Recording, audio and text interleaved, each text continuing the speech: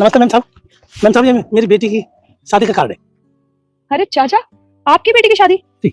आपको पता भी है एक शादी करने में कितने पैसे लगते हैं? आपके पास कहाँ से आ गए इतने सारे पैसे? तो मैम साहब, वो 2 लाख रुपए तो बैंक से ले लिए थे, बाकी घर बेच दिया।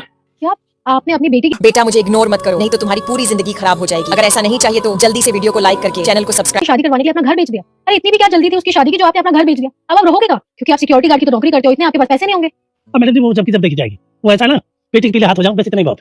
बड़ी मुश्किल से मिलता है रिश्ता। ऐसे हमारी कास्ट में बड़ी मुश्किल से होते रिश्ते। बहुत अच्छा परिवार है। चलिए, जब आपने कार्ड दे दिया है हम आ तो जाएंगे, पर क्या आप हमारी खातिरदारी कर पाएंगे? अरे मैम साहब, कमाल कर दिया आपने। पल के बिछाए बैठे आपके इंतजार में, परिवार इंतजार करता है। बिटिया को बहुत अच्छा लगेगा। और कही थी मैम साहब को जरूर लाना, सो मैंने मैसेज दे दिया आपको। चल दीदी, जब ये इतना बोल ही रहे हैं तो 10-15 मिनट के लिए चल लेंगे। अरे थोड़ा सा सगन दे देंगे, इनकी मदद हो जाएगी। हाँ सही कह रही है, चल। ये लो, मैंने फाइल चेक कर ली है, एक बार तुम देख लेना। मैम, हमें आपसे कुछ बात करनी है। हाँ बोलो, क्या बात है? मैम, आपको तो पता है ना, चाचा की बेटी की शादी है, आपको कार्ड दिया होगा उन्होंने। हाँ, उन्होंने कार्ड दिया है मुझे, पर क्या हुआ? आप तो जानती हैं कि चाचा एक सिक्योरिटी गार्ड है, वो कितना ही कमा लेते होंगे, 10-12 हजार रुपए। और उन्होंने हमें बताया कि उन्होंने बैंक से लोन लिया है और अपना घर भी बेचने जा रहे हैं ताकि अपनी बेटी की शादी कर पाए, क्योंकि उनके पास इतने पैसे है ही नहीं। और आप अच्छे से जानती हैं कि छोटी से छोटी शादी करने के लिए भी ना कम से कम 5 से 7 लाख रुपए तो चाहिए। इसीलिए बस हम आपके पास आए हैं कि हम उनकी मदद कर सकें। और मैम, हम चाहते हैं कि आप हमारी उसमें मदद करें। क्या आप हमारी मदद करेंगी? देखो इशू, शादी में मदद करना एक अलग बात है और शादी में पूरा खर्चा उठाना ये और भी अलग बात है। और मैं उनकी ऑलरेडी इतनी मदद कर चुकी हूँ कि अब मैं और नहीं कर सकती। पर वो एक अकेले तो है नहीं है ऑफिस में जो सिर्फ मैं उन्हीं की मदद करती रहूँ। कल को अगर किसी और एम्प्लॉय को मेरी मदद की जरूरत पड़ेगी तो मुझे उनके लिए भी देखना पड़ेगा ना।